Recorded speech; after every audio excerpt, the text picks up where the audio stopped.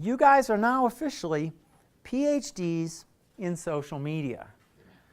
Now, let's close with this example. Let's say you are George Wright and your job is to sell blenders.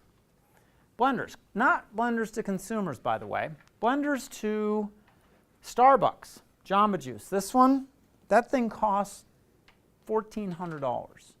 You're not going to sell very many of these to consumers. Now, your name is George Wright.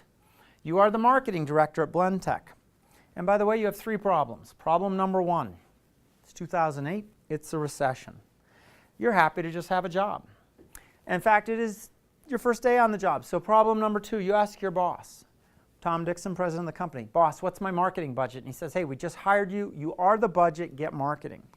Problem number 3, everybody knows the 800-pound gorilla in the blender, commercial blender business. That would be Vitamix. You've got a superior product. That's the one thing going for you. How are you going to sell blenders? Well, in the interest of time, I suspect that George is about my age.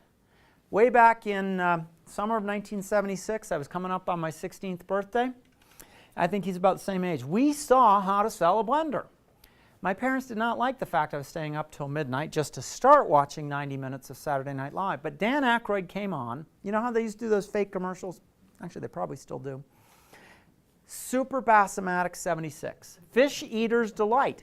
You no longer have to gut your bass or scale your bass. You can now use the head and the tail of your bass, and he blends this fish on live TV. We've known since back then it's fun to watch weird stuff being blended. So George goes on a little shopping trip, comes into his boss, president of the company, Tom, put on this white lab coat and blend this for me, and here's what we've got. Will it blend? That is the question.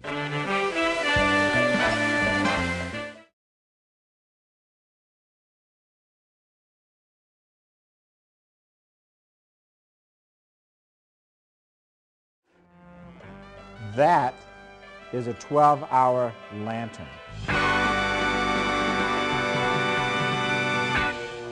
Don't drink this. That's a product demo with a little bit of pie. So that's our last idea for the day.